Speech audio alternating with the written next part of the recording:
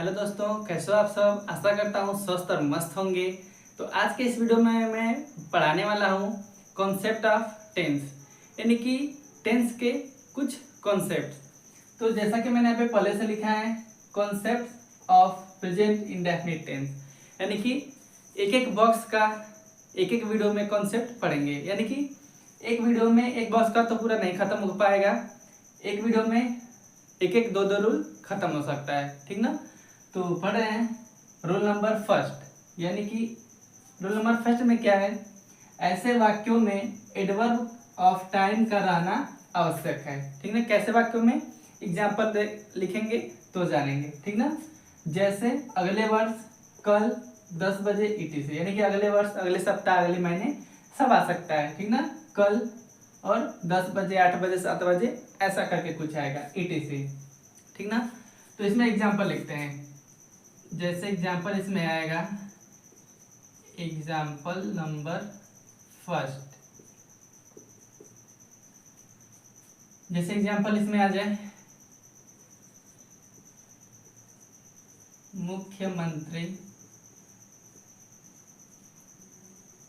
मुख्यमंत्री कल यहाँ आएंगे, ठीक ना। आएंगे, ये क्या है, मुख्यमंत्री कल यहाँ आएंगे। हिंदी वाक्य के लास्ट में आएंगे गागेंगे, तो हम जानेंगे कि ये प्रेजेंट फ्यूचर इंडेफिनिट टेंस है, ठीक ना। क्या समझेंगे इसे, फ्यूचर इंडेफिनिट टेंस।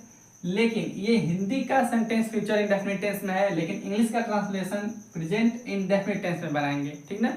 यही एक कॉन्सेप्ट, ठीक ना, प्रेजेंट इंडेफिनिट टेंस का कॉन्सेप्ट। आया तो है मुख्यमंत्री कल यहाँ आएंगे, लेकिन एडवर्ब ऑफ टाइम का रहना आवश्यक है, यानी कि अगले वर्ष कल, तो इसमें क्या आया कल। एडवर्ब ऑफ टाइम क्या है इसमें, कल।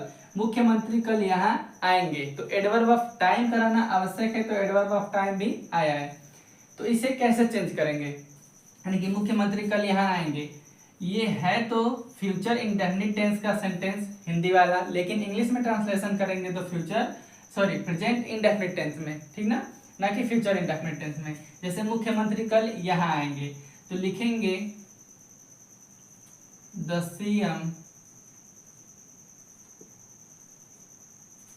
CM कम्स, यानी कि प्रेजेंट इंडेफिनिट टेंस में बनाएंगे तो CM सिंगुलर है तो सिंगुलर के साथ, यानी कि यस है, सिंगुलर के बाद आने वाले वर्ब में यस है, यस जोड़ते हैं, तो इसमें क्या जोड़ा, यस, यानी कि कम्स, द CM कम्स। उसके बाद यहाँ का लिखेंगे हियर, और कब, कल, यानी कि कल आएंगे, है तो टुमारो, यानी कि आने वाला कल को क्या लिखते हैं, टुमारो, और बीते हुए कल का यस्टरडे, यानी कि the CM comes here tomorrow, मुख्यमंत्री कल यहाँ आएंगे, ठीक ना। लग रहा है तो ये फ्यूचर इंडेफिनिट टेंस है, लेकिन फ्यूचर इंडेफिनिट टेंस या फ्यूचर इंडेफिनिट टेंस, लेकिन बन रहा है किसमें, प्रेजेंट इंडेफिनिट टेंस में, the CM comes here tomorrow. तो यही है कॉन्सेप्ट, ठीक ना। अब लिखते हैं एग्जाम्पल नंबर सेकेंड। जैसे एग्जाम्पल नंबर सेकेंड इसमें देखें,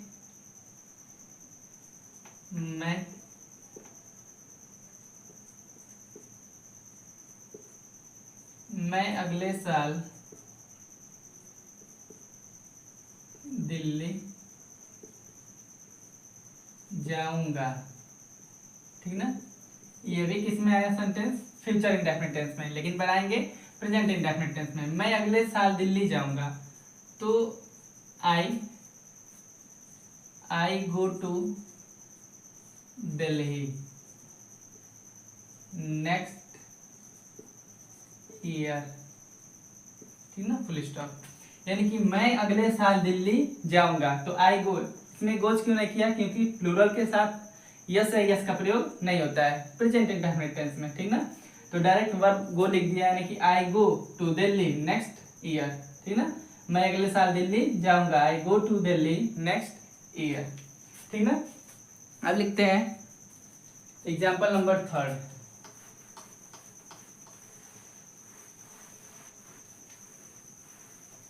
यानी कि example number third,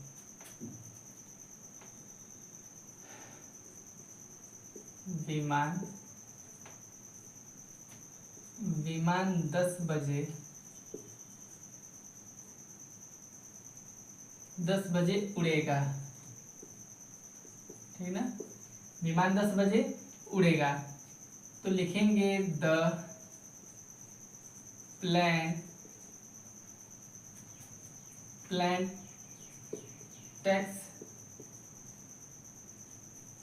takes off 10 AM, ठीक ना, विमान 10 बजे उड़ेगा। तो the plane takes off 10 AM, ठीक ना, 10 AM। यहाँ पे टेक्स ऑफ यानी कि फ्यूचर इंडेफिनिट टेंस में है लेकिन प्रेजेंट इंडेफिनिट टेंस में बनेगा, ठीक ना, यही है प्रेजेंट इंडेफिनिट टेंस का कॉन्सेप्ट। अब लिखते हैं रूल नंबर सेकेंड। तो फर्स्ट रूल तो समझ में आया ही होगा। अब पढ़ेंगे रूल नंबर सेकेंड, यानी कि यहाँ पे रूल नंबर लिख देते हैं सेकेंड। रूल नंबर सेकेंड में रहेगा यदि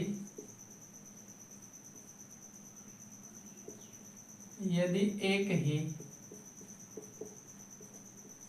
वाक्य में दो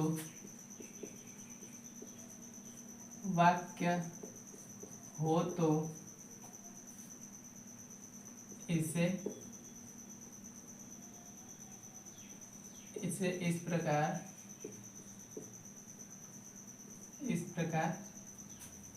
यानी कि उसे इस प्रकार बनाते हैं। यानी कि यदि एक ही वाक्य में दो वाक्य हो तो उसे इस प्रकार बनाते हैं, ठीक ना। यदि कोई सेंटेंस है, यानी कि जैसे दो वाक्य, एक ही सेंटेंस में दो वाक्य का मतलब डबल सेंटेंस, यानी कि दोहरा वाक्य। तो दोहरा वाक्य है तो उसका यानी कि प्रेजेंट इंडेफिनिट टेंस में वो किस तरह का कॉन्सेप्ट आएगा ये देखते हैं, ठीक ना। तो इसमें एग्जांपल लिखते हैं, इस प्रकार बनाते हैं मतलब किस प्रकार, एग्जांपल करके देखते हैं। यानी कि एग्जांपल नंबर फर्स्ट, जैसे यदि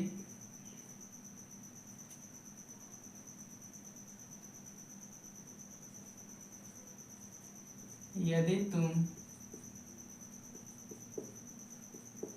आओगे तो मैं किताब दूंगा, ठीक ना। क्या यदि तुम आओगे तो मैं किताब दूंगा, यानी कि यदि तुम आओगे एक सेंटेंस तो मैं किताब दूंगा, यानी कि यदि तुम आओगे तो मैं किताब दूंगा, यानी कि डबल सेंटेंस में आई है दोहरा वाक्य। तो यदि तुम आओगे तो मैं किताब दूंगा, इसे भी पहले लिख सकते हैं और इसे भी लास्ट में लिख सकते हैं, या इसे लास्ट में लिख सकते हैं, इसे पहले लिख सकते हैं। जैसे बनाते हैं यदि तुम आओगे, तो सबसे पहले देखेंगे यदि तुम आओगे, यहाँ पे भी गे और यहाँ पे भी गागे गे, यानी कि दोनों डबल सेंटेंस, दोनों सेंटेंसों में गा गा आया है, यानी कि यदि तुम आओगे तो मैं किताब दूंगा। तो जब दोनों गा गा आए, यानी कि डबल सेंटेंस में दोनों क्या रहे, फ्यूचर इंडेफिनिट में ही, यानी कि डबल सेंटेंस है लेकिन दोनों सेंटेंस कंबाइन है एक ही में, और दोनों किस में है, फ्यूचर इंडेफिनिट टेंस में। तो एक को फ्यूचर इंडेफिनिट टेंस में बनाते हैं और एक को प्रेजेंट इंडेफिनिट टेंस में और एक को फ्यूचर इंडेफिनिट टेंस में, ठीक ना। यानी कि यदि तुम आओगे, जो पहले आया उसे किस में बनाएंगे, प्रेजेंट इंडेफिनिट टेंस में, यानी कि यदि तुम आओगे तो मैं किताब दूंगा, और एक को फ्यूचर इंडेफिनिट टेंस में, यानी कि एक को प्रेजेंट इंडेफिनिट टेंस में पहले वाले सेंटेंस को और दूसरे वाले सेंटेंस को फ्यूचर इंडेफिनिट टेंस में बनाएंगे।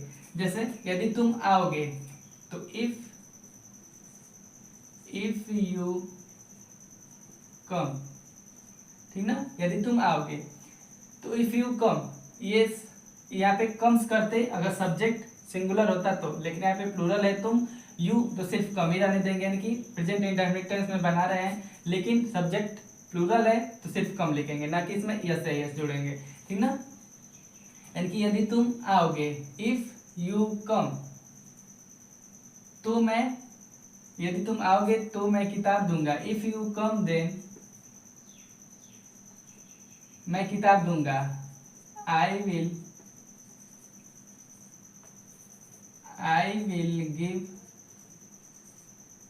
गिव यू बुक, ठीक ना। यदि तुम आओगे तो मैं किताब दूंगा। If you come then I will give you book. ठीक ना। अब नेक्स्ट एग्जांपल लिखते हैं, एग्जांपल नंबर 2, यानी कि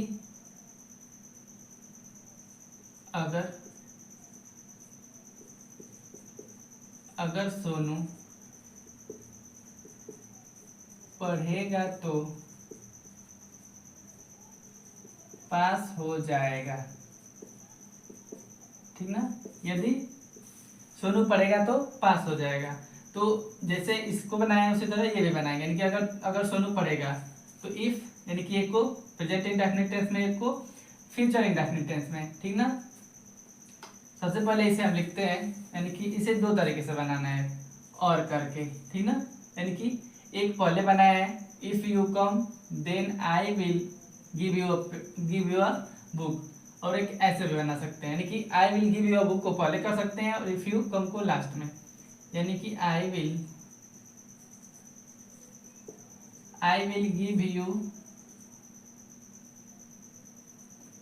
give you book if you कम, यदि तुम आओगे, यानी कि इफ यू कम। ठीक ना। ऐसे बनाएंगे। अब नेक्स्ट एग्जांपल लिखते हैं, एग्जांपल नंबर 2, यदि सोनू पढ़ेगा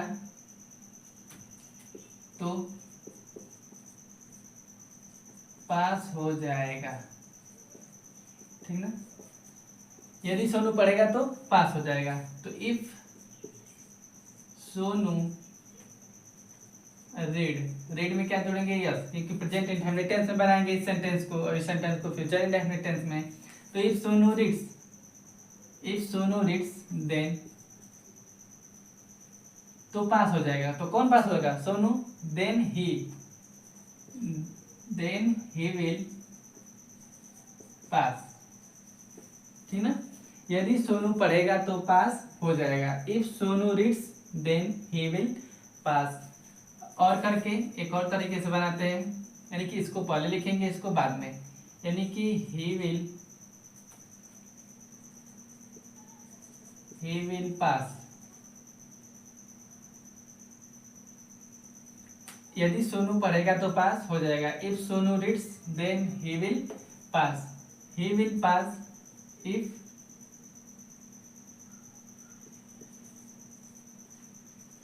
सोनू रीड्स।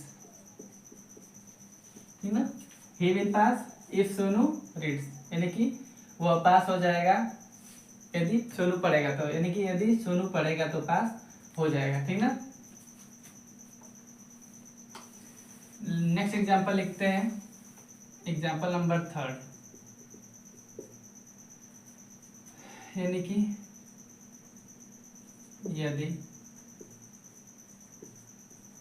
यदि सर आएंगे तो पढ़ाएंगे। ठीक ना। यदि सर आएंगे तो पढ़ाएंगे। If sir comes then he will teach. ठीक ना। और एक और तरीके से बनाते हैं, और करके, he will teach if sir comes। ठीक ना। यानी कि यदि सर आएंगे तो पढ़ाएंगे। If sir comes then he will teach, या he will teach if sir comes. ठीक ना। तो ये था concept of present indefinite tense में कुछ एग्जाम्पल, यानी कि प्रेजेंट इंडेफिनिट टेंस के कॉन्सेप्ट। ठीक ना। तो किसे किसे समझ में आए ये कॉन्सेप्ट कमेंट में जरूर बताएं। मिलेंगे नेक्स्ट वीडियो में कुछ नया लेकर, तब तक के लिए जय माता दी।